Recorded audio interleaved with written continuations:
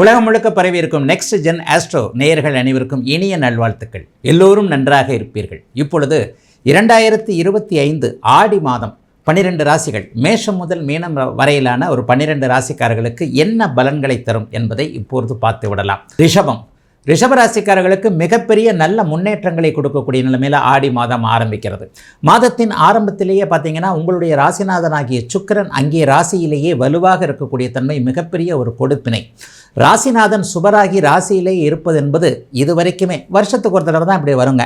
ஒரு 11 மாதத்திற்கு ஒரு முறை மட்டுமே ஒரு 15 அல்லது 20 நாட்கள் உங்களுடைய ராசியிலே அவர் இருப்பார். அது இப்போது ஆடி மாதம் முற்பகுதியில் ராசிநாதன் வலுவாக இருப்பது. பிற்பகுதியில் பார்த்தீங்கன்னா 2ஆம் இடத்துல போய் சுக்கிரன் குருவோடு சேர்வது என்பது மிகப்பெரிய நல்லவைகள் நடக்கக்கூடிய அமைப்புகள் இப்போது உண்டுங்க.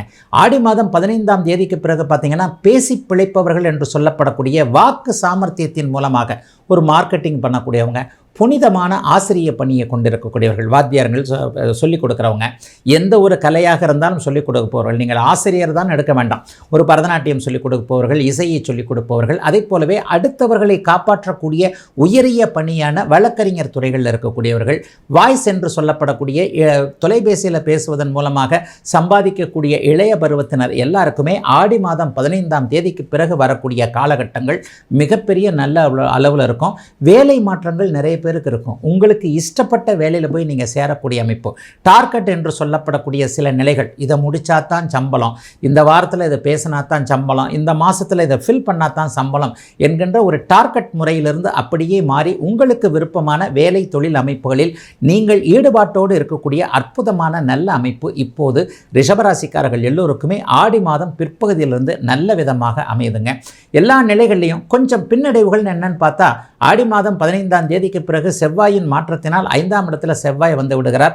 ஏற்கனவே 11ஆம் இடத்தில் இருக்கக்கூடிய சனி 5ஆம் இடத்தை பார்க்கிறார். சுப பிரிவாக குழந்தைகளை பிரியக்கூடிய தன்மை சிலருக்கு உண்டு. குழந்தைகள் வெளிநாடு போகிறது அல்லது குழந்தைகளுக்கான திருமண அமைப்பு, குழந்தைகளுக்கான கல்வி படிப்பு போன்ற அமைப்புகளால் சுப பிரிவாக குழந்தைகளை பிரியுது. என்ன இருந்தாலும் குழந்தைகளை பிரியறதுன்றது கொஞ்சம் மனசுக்கு கஷ்டமாக இருக்கக்கூடிய அமைப்பு தானே.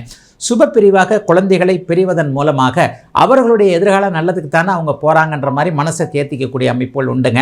அந்தஸ்து கௌரவம் ரொம்ப உயர்வாக இருக்குங்க. இதுவரைக்குமே எந்த இடத்துலையுமே பாராட்டு பெறாதவர்கள், பொறாமையின் காரணமாக மட்டம் தட்டப்பட்டவர்கள் அல்லது ஏதேனும் ஒரு சூழ்நிலையில் உடல் மனம் நல்லா இல்லாத ரிஷபராசிக்காரர்களுக்கு கௌரவம் கிடைக்கக்கூடிய அமைப்பு. எங்கே வீண்பலி சுமத்தப்பட்டீர்களோ அந்த இடத்திலேயே நீங்கள் குற்றமற்றவர் என்பதை நிரூபிக்கப்படக்கூடிய அமைப்புகள் என ரிஷபராசிக்காரர்களுக்கு மிகப்பெரிய நல்லவைகள் நடக்கக்கூடிய அமைப்புகள் உண்டுங்க. 11ஆம் இடத்தில் இருக்கக்கூடிய சனியால் வெற்றிகள் அப்படியே தானே தேடி வரும்.